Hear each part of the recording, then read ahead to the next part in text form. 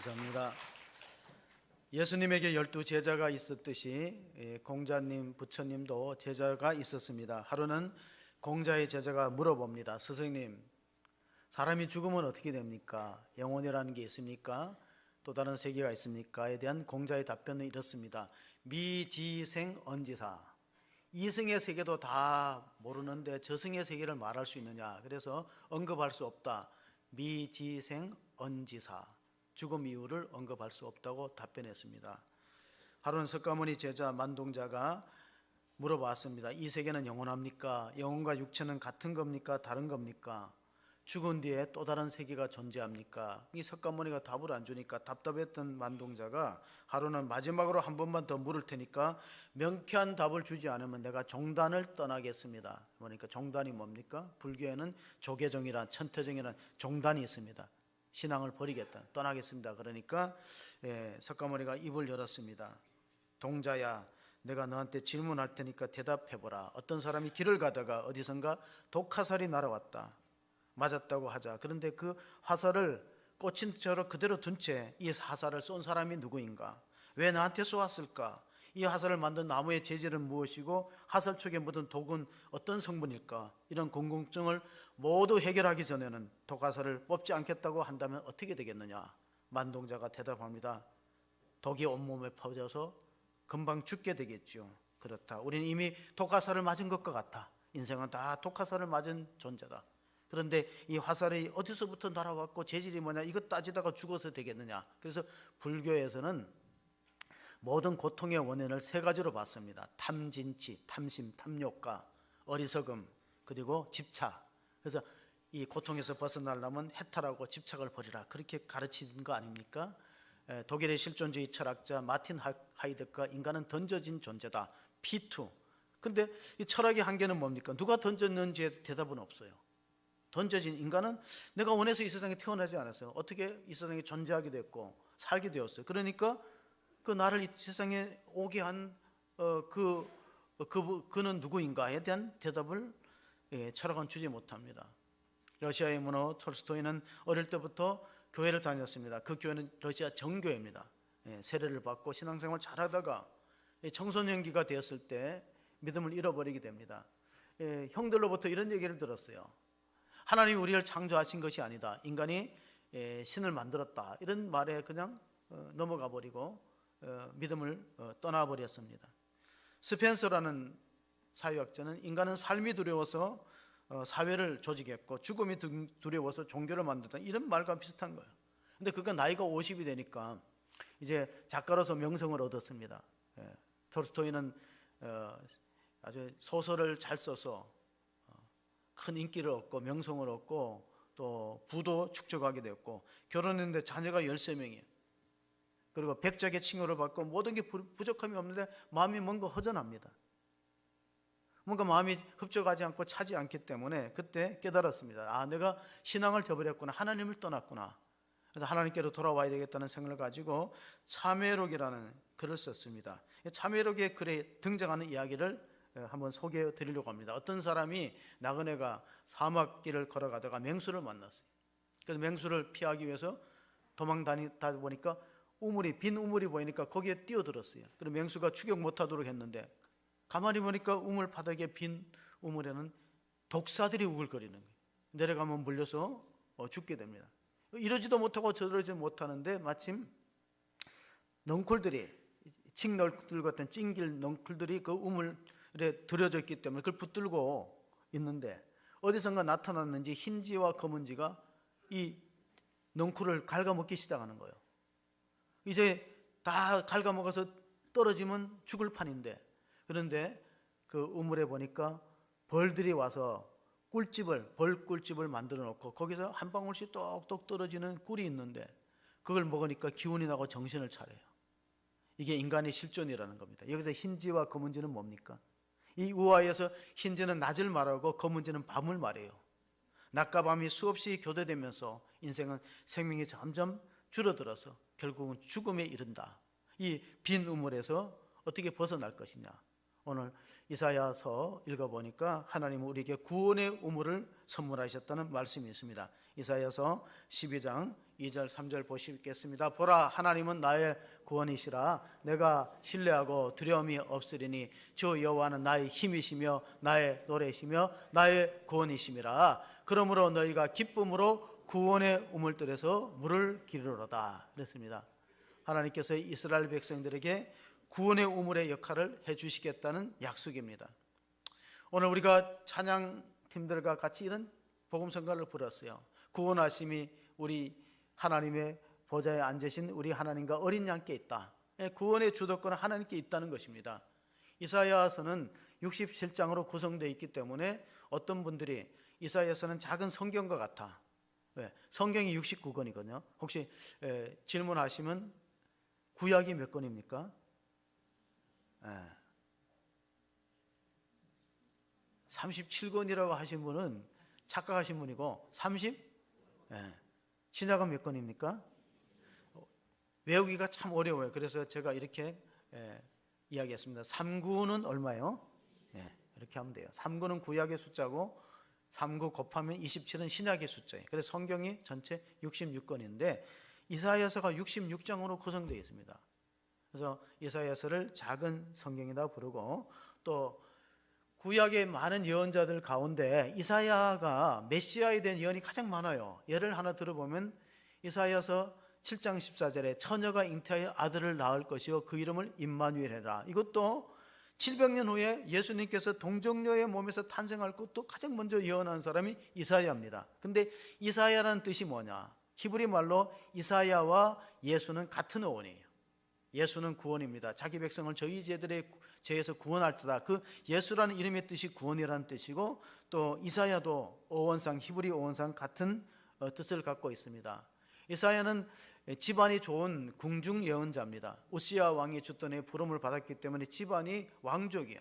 되게 예언자들 보면은 시골에서 뭐 뽕나무를 재배하거나 양을 치는 그런 사람들이 많았는데 이사야는 아주 귀족적인 집안이다. 이사야가 부름을 받을 때 하나님께 이렇게 응답을 합니다. 이사야서 6장 8절을 보시면 내가 또 주의 목소리를 들으니 주께서 이르시되 내가 누구를 보내며 누가 우리를 위하여 갈고 하시니 그때 내가 이르되 내가 여기 있나이다 나를 보내소서 하였더니. 여러분, 이사야 선지자는 얼마나 믿음이 출중합니까? 하나님의 부르심 앞에 순종했어요.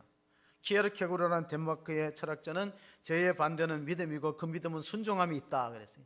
여러분, 순종하는 것이 바른 믿음이라는 거예요. 근데 이스라엘 백성들이 하나님께 잘 순종하지 않고 하나님이 구원의 우물을 주셨는데 다른 데에 가서 기웃거리고 찾고 있어요. 예레미야 선지자도 이사야와 같은 예언자인데 예레미야서 2장 13절에 이스라엘 민족의 악이 두 가지라고 했는데 같이 한번 읽어보겠습니다. 내 백성이 두 가지 악을 행하였느니 그들이 생수에 근원되는 나를 버린 것과 스스로 웅덩이를 판 것인데 그것은 그물을 가두지 못할 터진 웅덩이니라. 자, 오늘의 역사가 이렇게 흘러가고 있습니다.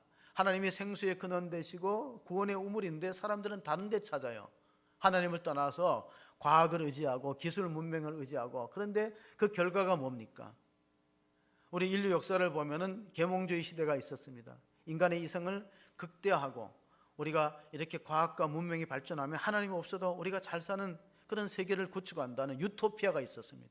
근데 그 유토피아 낙관론이 언제 무너졌냐면은 세계 1차 대전 14년도 1914년도 2차 세계대전 1939년도 두 차례 전쟁을 통해서 수많은 사람이 목숨을 잃고 나서는 문명 낙관론이 무너졌어요. 인간이 과학이 발전하고 교육을 많이 시키면은 하나님의 사람처럼 착해지는 게 아니고 반대가 된다. 그 기술 문명을 가지고 다른 사람을 해치고 죽이려고. 그런 비극을 우리가 보고 있기 때문에 하나님을 떠난다는 것, 결과가 어떤 것인가를 우리가 잘 볼 수 있습니다. 자, 구원이라는 오늘 구원의 우물, 또 우리가 구원에 대한 우리 찬양대와 찬양팀의 찬양을 들었는데 구원이라는 걸 어떻게 정의할 것이냐, 굉장히 중요한 문제입니다. 왜냐하면 우리가 매주일 출석하는 교인들한테 질문을 드려본다면 왜 이렇게 바쁘고 시간도 없는데 교회 나가서 예배드립니까? 물어본다면 많은 숫자의 대답이 이렇습니다. 우리가 구원받기 위해서다. 그럼 구원이 뭐냐? 구원은 큰 의미에서 모든 악과 고난에서 해방되는 겁니다. 구약적인 구원의 의미하고 신약적인 구원의 의미가 조금 차이가 날 수가 있어요. 그럼 먼저 구약을 보면은 우리가 출애굽기 14장 13절 그리 보시면은 보라 모세가 백성이 이르되 너희가 두려워하지 말고 가만히 서서 여호와께서 오늘 너희를 위하여 행하시는 구원을 보라. 너희가 오늘 본 애굽 사람을 영원히 다시 보지 아니하리라. 여기서 말하는 구원은 이집트의 군대로부터 홍해에 놓여 있는데 추격하지, 앞에는 홍해가 거인데 거기서 하나님이 이스라엘 민족을 건지는 구원입니다. 그러니까 전쟁에서부터 피할 길을 주시고 죽음의 위협 앞에서 살 길을 주는 것도 구원이고, 또 중한 병에 걸렸다가 치유되는 것도 구원입니다. 그러니까 구원이라는 것은 우리가 겪는 모든 악과 고난에서 해방되는 큰 넓은 범위를 갖고 있어요. 그래서 제가 설교를 준비하면서 어떻게 구원을 정의해야 할까 하다가 성경 하나가 떠올랐어요. 아, 이게 구원이구나. 이렇게 설명하면 좀 성도들이 이해하기 쉽겠구나. 그게 바로 요한복음 5장 24절입니다. 구원을 정의할 때 이게 제 나름의 정의입니다. 물론 제가 정의하는 것이 꼭 옳다고는 전부라고는 말할 수 없어요. 신학자들마다 다 다르지만 제가 볼 때 구원이 뭐냐, 이게 구원입니다. 같이 읽어봅니다. 내가 진실로 진실로 너희에게 이르노니 내 말을 듣고 또 나 보내신 이를 믿는 자는 영생을 얻었고 심판에 이르지 아니하리니 사망에서 생명으로 옮겼느니라. 다시 말하면 구원은 사망에서 생명으로 옮기는 모든 것을 구원이라고 보면 돼요. 병으로부터 사망에 처해 있는 성도가 치유되는 것도 구원이고, 또 전쟁의 위협에서 죽을 수밖에 없는, 오늘 이사야 12장은 아수르 군대가 예루살렘을 포기했던 상황에서 기록된 예언의 말씀이라고 합니다. 전쟁의 위협에서 건진받는 것, 사망에서 생명으로 나오면 구원의 사건이에요. 골로새서 보면은 사도 바울은 구원을 이렇게 정의했습니다. 골로새서 1장 13절, 그가 우리를 흑암의 권세에서 건져내사 그의 사랑의 아들의 나라로 옮기셨으니 그 아들 안에서 우리가 속량 제사함을 얻었다. 자, 구원을 받기 위해서 전제 조건은 제사함을 받아야 돼요. 속량. 예수님 우리 죄를 대신 갚으셨다. 제사함을 받았다. 그래서 흑암의 권세에서 우리를 건져내사 그의 아들, 사랑의 아들의 나라로 옮겼다니까 일종의 이동되는 겁니다. 우리 홍빈기 목사님은 신앙은, 구원은 이동이라고 그랬어요. 자기 중심으로 살아. 사람들은 다 하나님 알기 전에 자기 중심으로 사는데 하나님을 믿으면서부터 중심이 바뀝니다. 그리스도 중심으로 바뀌는 거예요. 중심이 이동되는 겁니다. 20세기의 위대한 복음 전도자였던 빌리 그레함 목사가 죽기 전에 이런 말을 남기고 죽었대요. 내가 죽었다는 부고 기사를 믿지 말라. 언젠가는 신문 뉴스에 빌리 그레함이 죽었다는 뉴스가 날 것이다. 나는 죽은 게 아니고 주소를 미국에서 천국으로 옮겼다. 얼마나 담대한 신앙 고백입니까? 우리를 흑암의 권세에서 건져내서 그의 사랑의 아들의 나라를 옮기는 것, 이동되는, 나는 죽은 게 아니라, 마치 우리가 매미를 보면 애벌레 상태에서 번데기 껍질을 뽑고 매미가 돼요.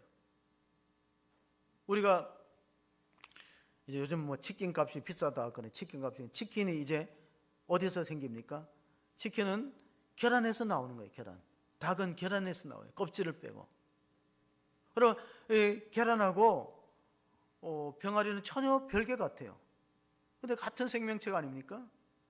병아리가 다른 데서 만들어지지 않아요. 공장에서 만들어지지 않습니다. 그건 병아리가 부화해서 계란이 되는 거예요. 사람은 똑같습니다. 육체는 다 똑같아요. 근데 어떤 사람은 껍질을 깨고 육신을 벗어버리고 하나님 나라 천국으로 가서 부활의 몸을 입는 사람이 있어요.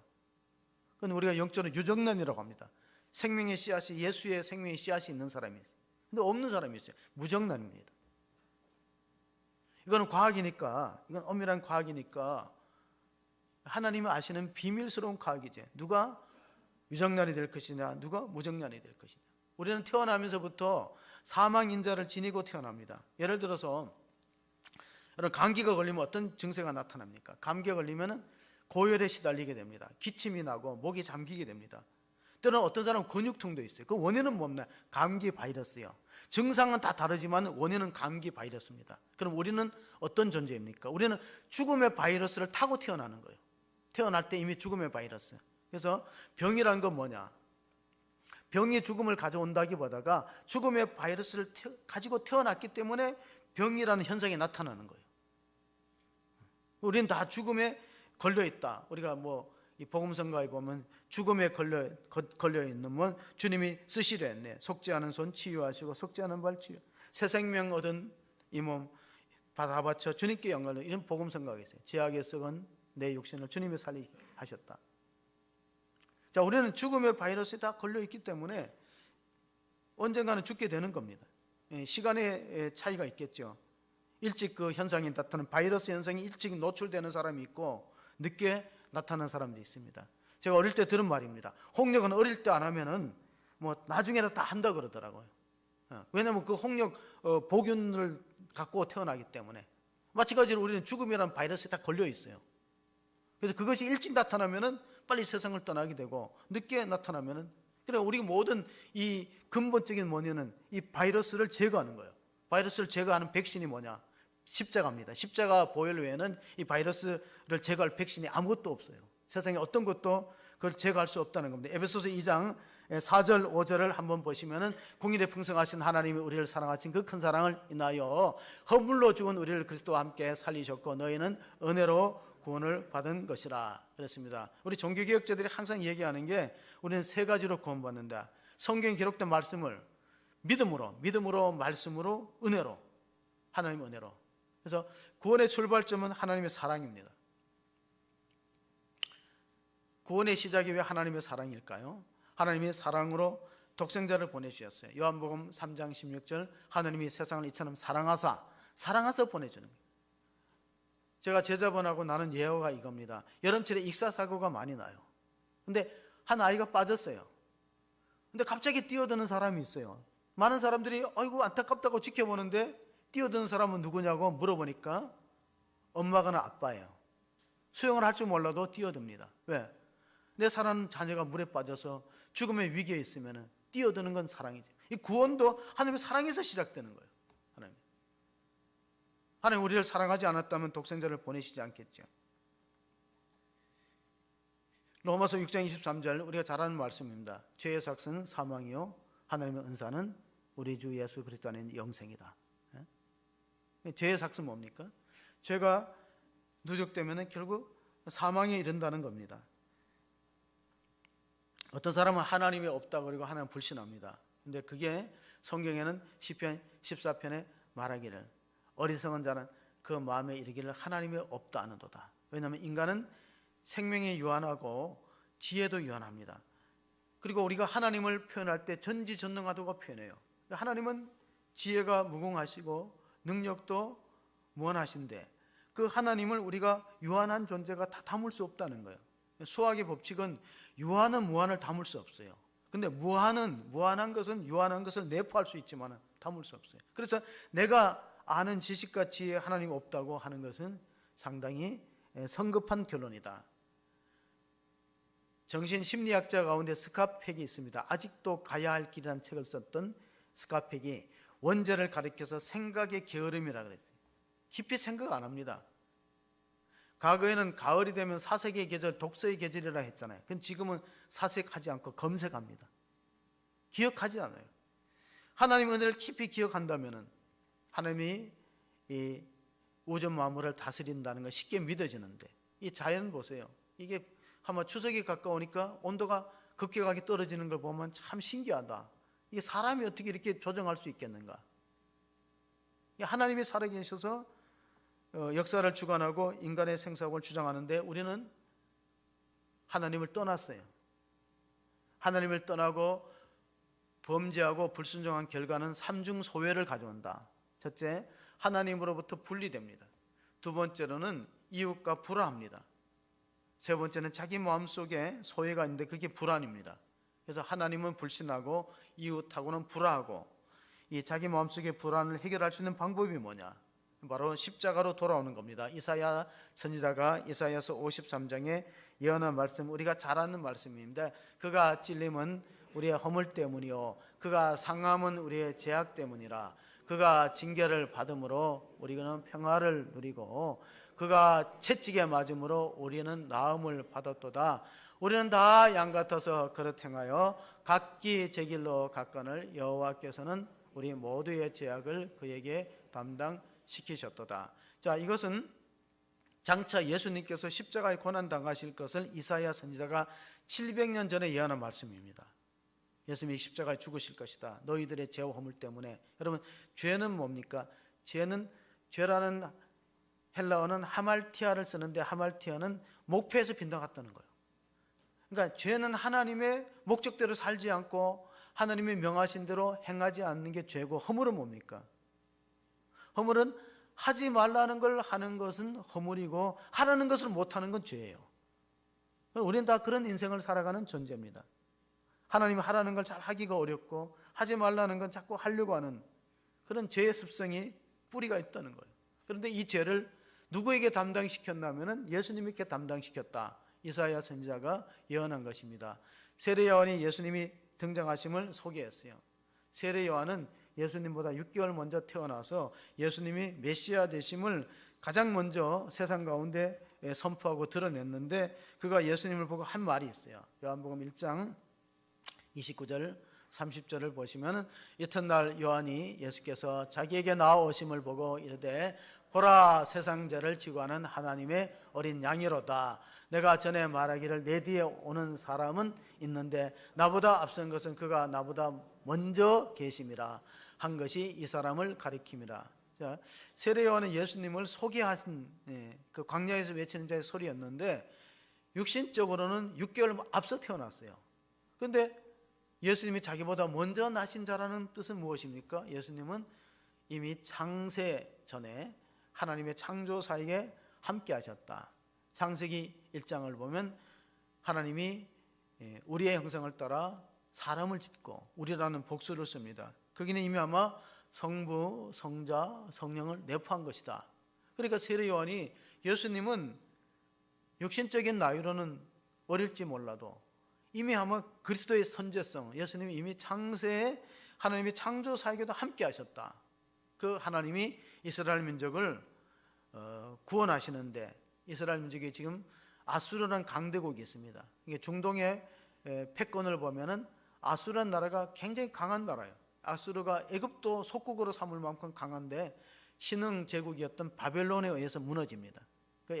아수르가 군대를 예루살렘을 에워쌌을 때의 상황인데, 오늘 본문의 1절을 보면 그날이라는 말이 등장합니다. 그날에, 자, 이사야서 12장 1절에 그날에 내가 말하기를 여호와께서 주께서 전에는 내게 노하셨으나 이제는 주의 진노가 돌아섰고 또 주께서 나를 아니하시오니 내가 주께 감사하겠나이다 할 것이니라. 자, 전쟁의 위협, 사망의 세력에서 건진받은 것도 구원이에요. 그래서 감사한다는 노래를 불렀습니다. 구원의 노래를 부른 것인데, 우리가 이사야서를 읽어보면은, 이사야서를 계속 읽어보면 그날에는 말이 많이 나와요. 그날에. 근데 이사야서에만 나오는 게 아니고 우리가 예언서를 보면 여호와의 날이라는 게 많이 나요.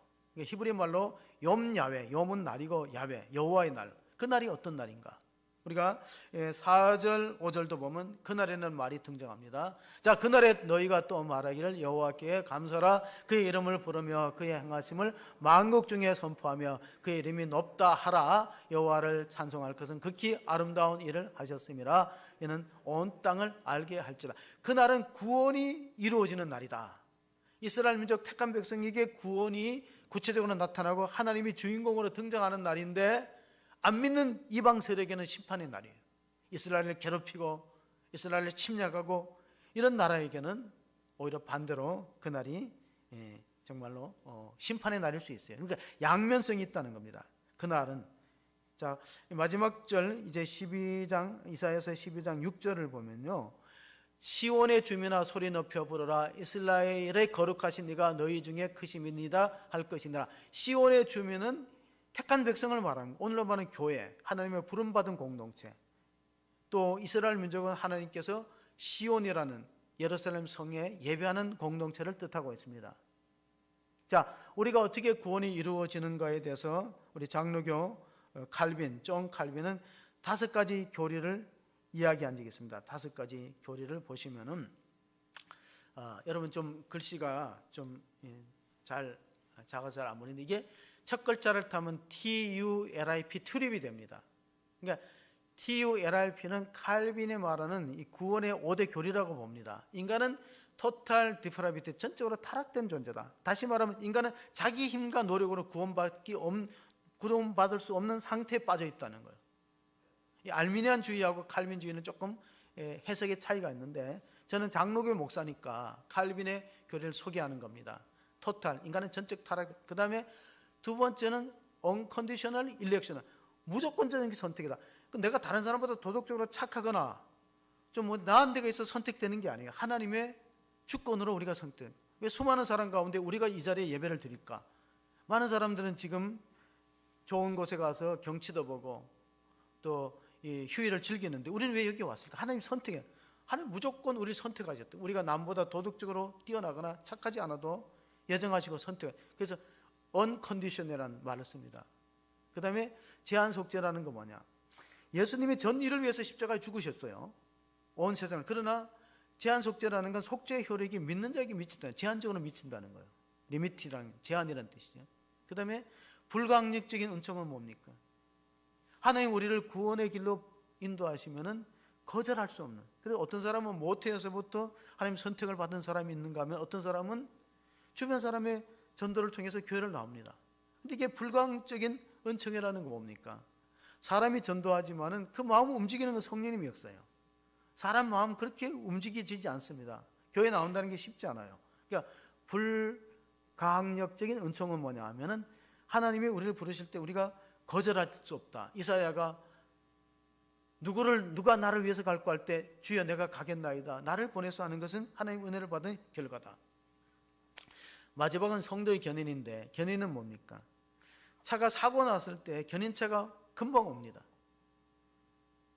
와서 정비소로 끌고 가요. 그 견인이란 말 써요. 성도의 견인은 뭡니까? 하나님이 택정한 사람, 하나님 구원으로 예정한 사람은 어떤 경로를 거치든지 간에 천국으로 인도하듯이 마치 차가 고장나면 정비소에 가서 수리해서 새 차가 되듯이 하나님 택한 백성 마침내 천국으로 이끌려 봐서 하나님 나라에서 새 생명 얻고 살게 된다. 그게 성도의 견인입니다. 물론 여기에는 이제 히브리서 6장을 우리가 또 인용해서 그럼 한 번 구원 받은 사람은 영원히 유효한가? 한 번 해병이면 영원한 해병인가? 해병대는 그렇게 말하대요.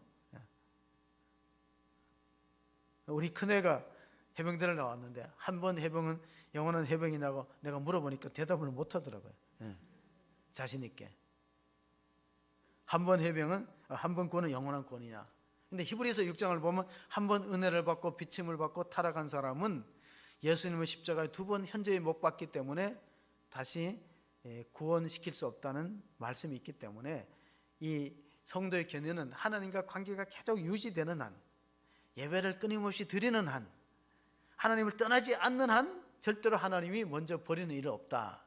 그 말씀으로 우리가 받아들이면 될 것 같습니다. 요한복음 13장 17절 18절을 보시면은 하나님이 그 아들을 세상에 보내신 것은 세상을 심판하려 하심이 아니요 그로 말미암아 세상이 구원을 받게 하려 하심이라. 그를 믿는 자는 심판을 받지 아니하는 것이요 믿지 아니하는 자는 하나님의 독생자의 이름을 믿지 아니하므로 벌써 심판을 받은 것이니라. 자, 안 믿는다는 자체가 심판받은 거예요. 그러니까 믿는다는 자체가 은혜를 받은 거고.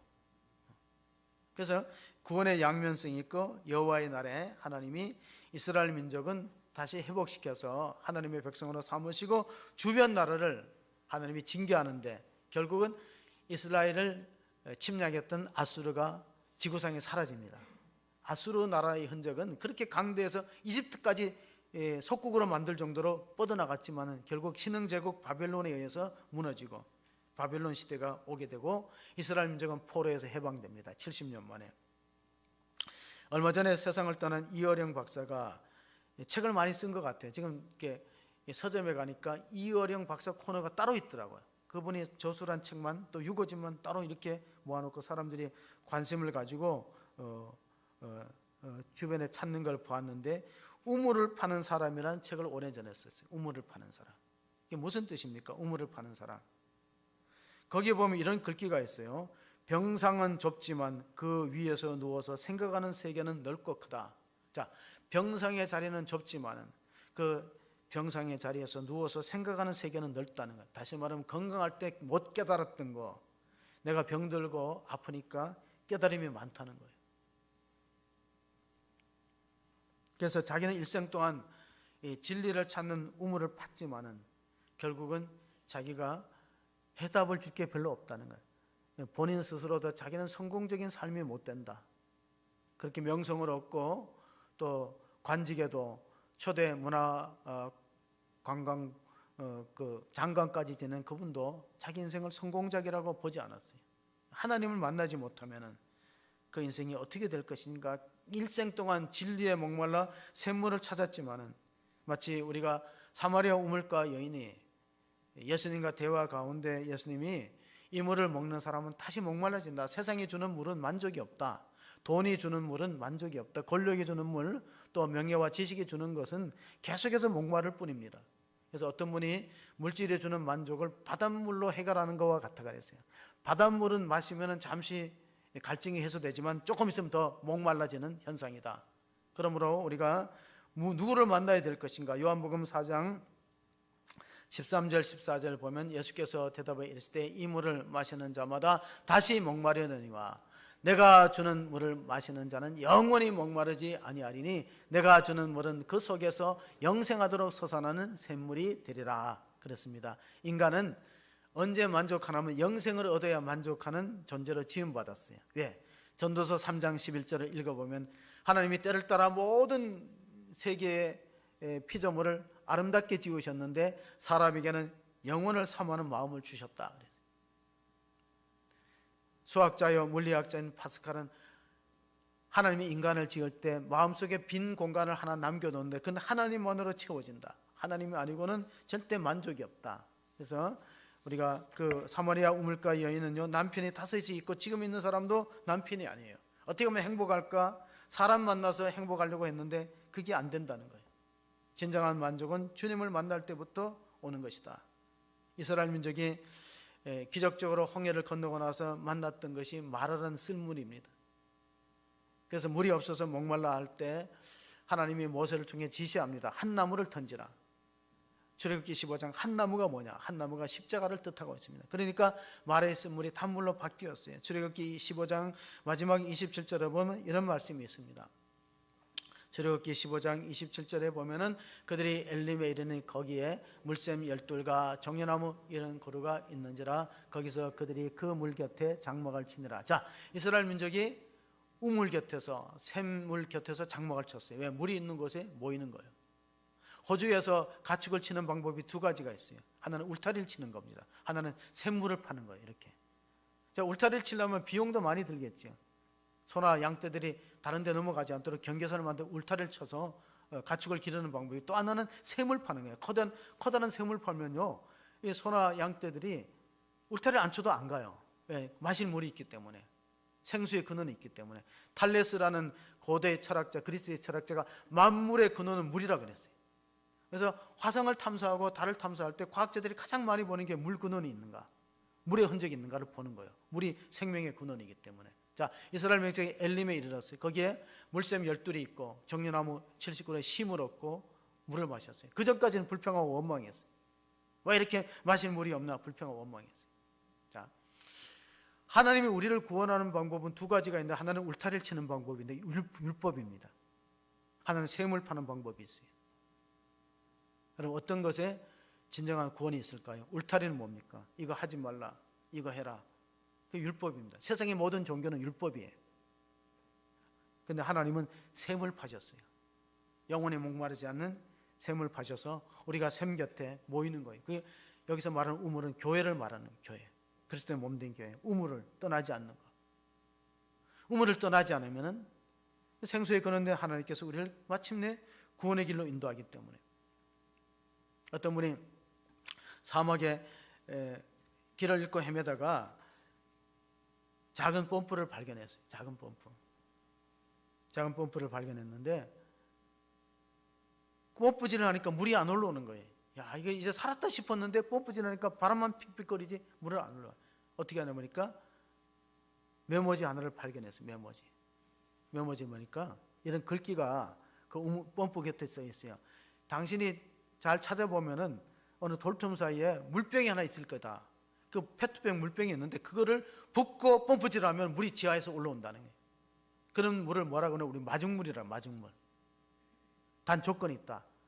당신이 물을 충분히 마시고 나면은 다음 사람을 위해서 이 페트병에다 물을 가득 담아서 그 자리에 보관하라. 메모 쪽지가 있어요. 근데 이제 나그네가 갈등이 생기는 거예요. 야, 이거 내가 여기서 물을 못 마시면은 사막에 목이 타서 죽을 건데 만약에 이거 부었다가 안 올라오면 어떻게 될까?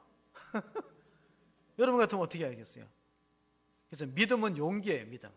그러니까 모험심이 없는 사람은 절대 교회를 못 다닌다. 희생하는 결단이 없고 용기가 없는 사람은 천국에 들어갈 수 없는 거예요. 마중물의 희생의 대가를 치러야 돼요.